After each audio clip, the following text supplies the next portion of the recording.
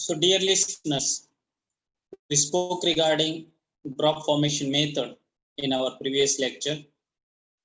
We have seen how drop formation method can be used for determination of surface tension as well as interfacial tension.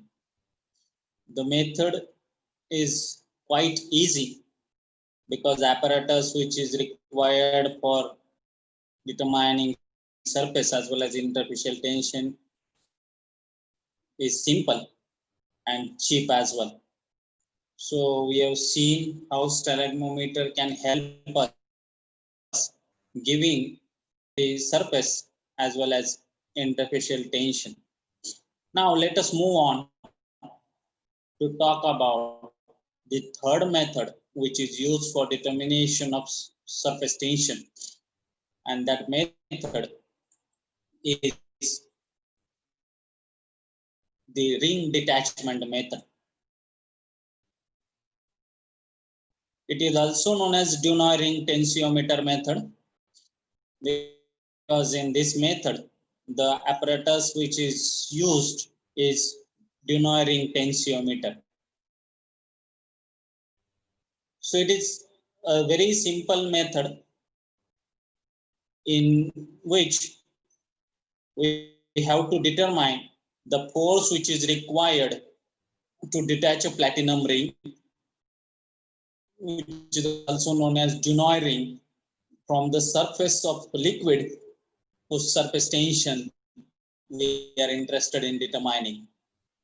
So as we have seen our previous two methods, upward and downward force, and they need to be balanced, and it has a big role to play in terms of surface tension.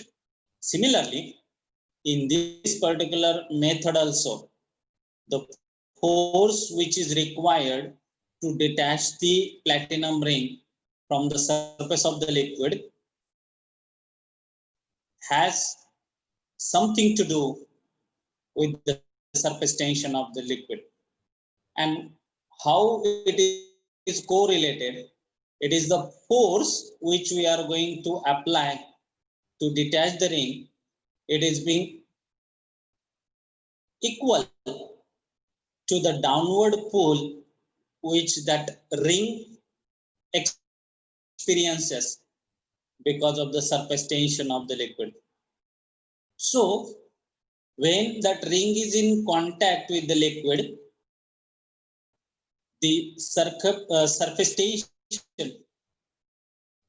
will be multiplied by the circumference of the ring, as the ring is in contact with the liquid on the both the sides, inside as well as outside of the ring.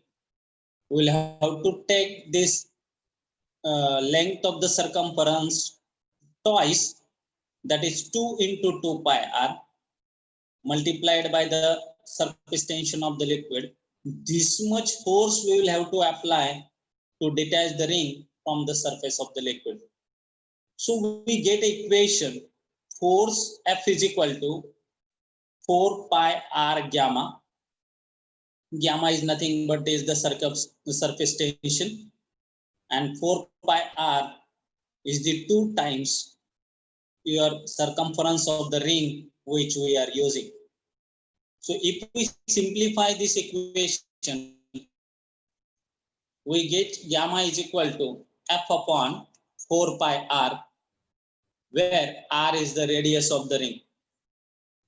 Now, when we use Dunoyer ring tensiometer from the digital display, we come to know about how much is the force which is required to detach the ring from the surface of the liquid.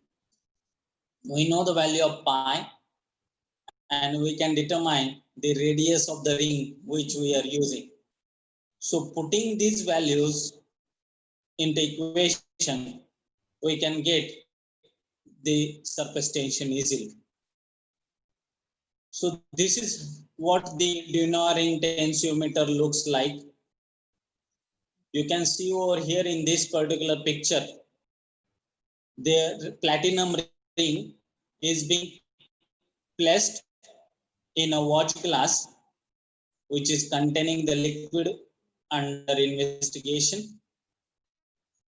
Now the ring is being attached to a beam, and this beam was hanging from a torsion wire.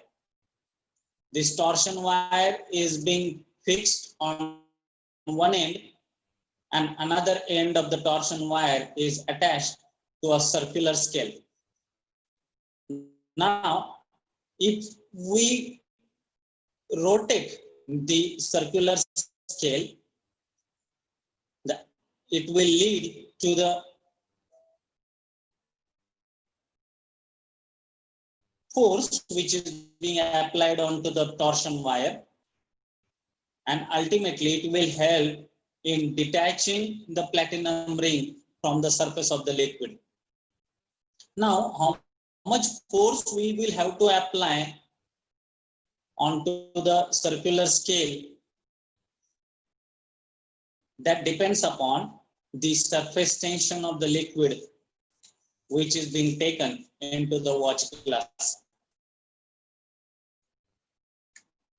So the apparatus is called the Denoyering tensiometer. The pointer, it moves on a fixed scale. The scale which has been previously calibrated by taking different weights on the beam and noting the scale reading when it is lifted from the horizontal position. The way we have to calibrate other apparatus, similarly, the circular scale which is there on Denoyering tensiometer, it is being calibrated for different weights so that we can understand the deflection which will be observing onto the circular scale, what reading it talks about, because that reading is going to help us in understanding the force which we have applied for detaching the platinum ring from the surface of the liquid.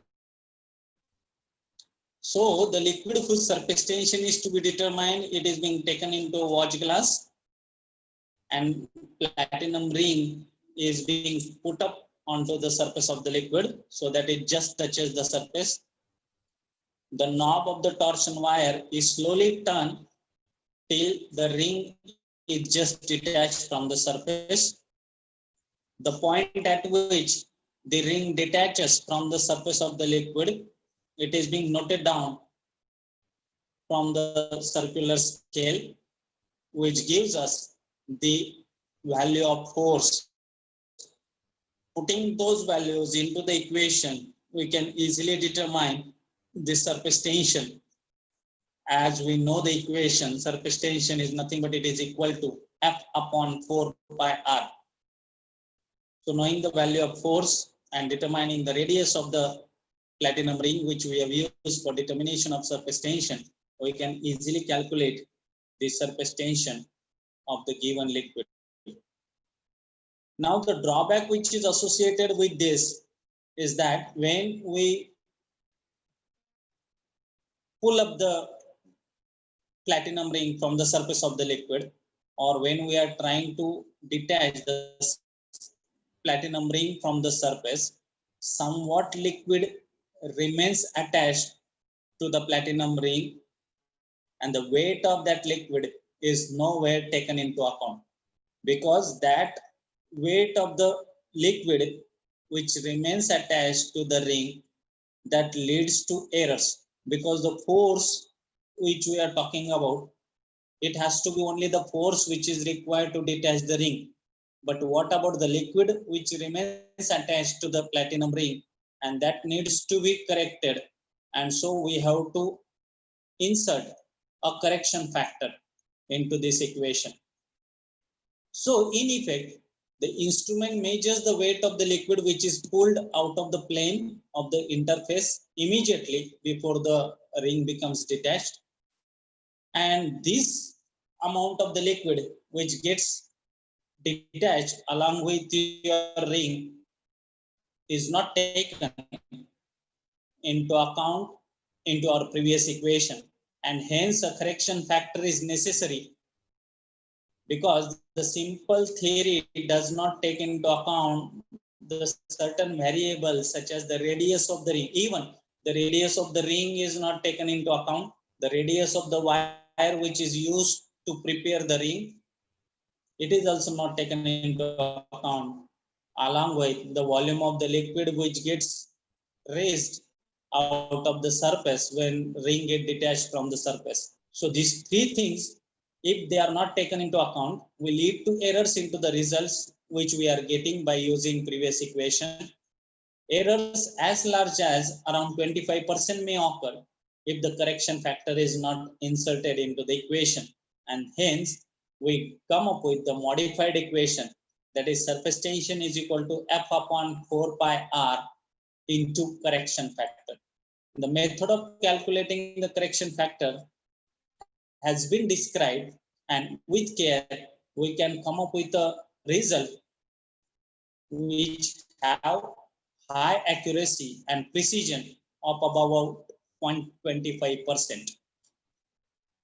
So you can understand, by simply using Dunering tensiometer, we can determine the force which is required to detach the ring from the surface of the liquid, whose surface tension we are interested in determining. Actually, the force which will be required, that we will have to apply to counterbalance the surface tension of the liquid. So if we can understand how much is the force which is required, from that we can determine the surface tension of the given liquid. Here in this equation, we have to think about correction factor, because unless and until we take into account the radius of the ring, even the radius of the wire which is being used to prepare that ring, and the volume of the liquid that gets detached from the surface of the liquid while detaching the platinum ring, if that is not taken into account, that may lead to the errors into the result. And it has been documented that around 25% large error can be there into the result if we are not inserting the correction factor. And that's why we have to use the corrected and improved version of an equation, that is surface tension, that is gamma is equal to F upon 4 pi r into correction factor.